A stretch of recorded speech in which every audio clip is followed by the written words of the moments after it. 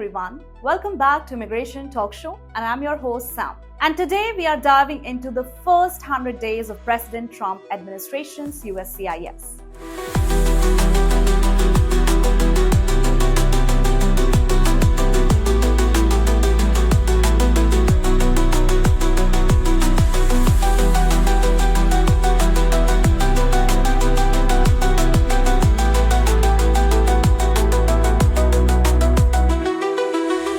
At the changes, bold, the tone clear, and the message make America safe again. So here are some questions for you. Are legal immigrants being tracked? Did USCIS really cancel parole for Cubans, Haitians, and Venezuelans? And yes, did they actually scrap the COVID vaccine requirement for green card applicants? So if you have been wondering what's true, what's political spin, and what this all means for you or for your family, then stay with me till the end of this video, because this episode is packed with lots of information. Let's begin with part 1. National security comes first. Well, USCIS made one thing loud and clear, that security is non-negotiable. In fact, in just 100 days, they have tightened background checks, boosted fraud detection, and this is big. They also coordinated with law enforcement to make sure that they can remove all the violent criminals from the communities. In fact, a USCIS spokesperson literally said, if you want to live and work in America, do it legally or get out. Strong words, right? But is it too strong or long overdue? You decide. Drop your take in the comments below.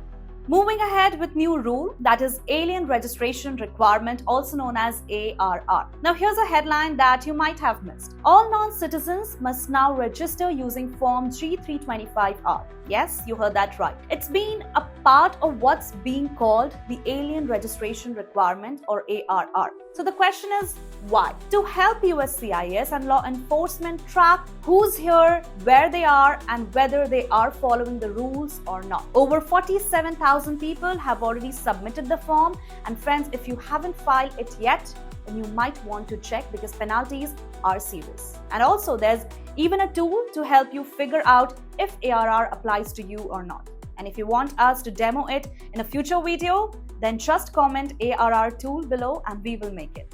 Next comes USCIS plus ICE, stronger together. Well, for those who think that USCIS works in isolation, think again. Because over 450 USCIS volunteers are now assisting ICE across 85 detention centers. And since January, 369 arrests at USCIS field offices. Also, a major marriage fraud ring in Maryland dismantled, 4 ringleaders indicted, and dozens caught trying to scam the system.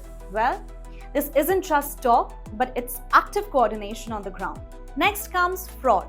They are watching. So if you think USCIS is not watching, think again. Because here's what they have done in just over 3 months. Talking about stats, 7,120 fraud record checks, 4,664 cases with confirmed fraud, 2,271 workplace site visits, 3,568 social media screenings.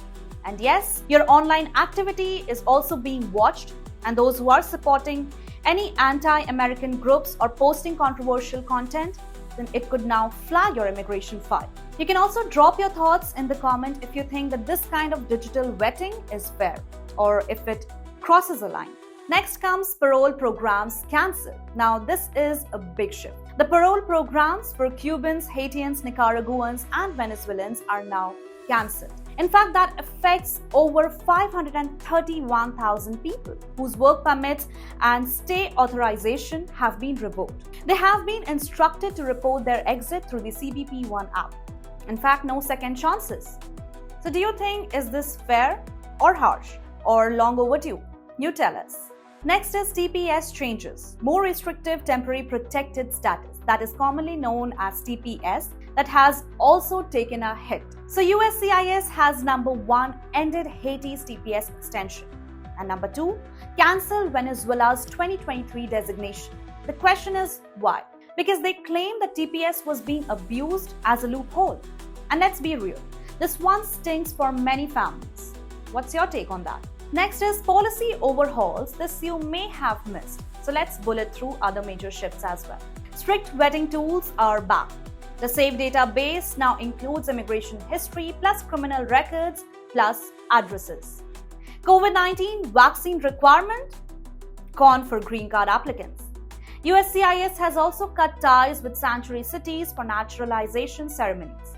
And here's the headline grabber. Only 2 biological sexes are now recognized for athletes entering the US.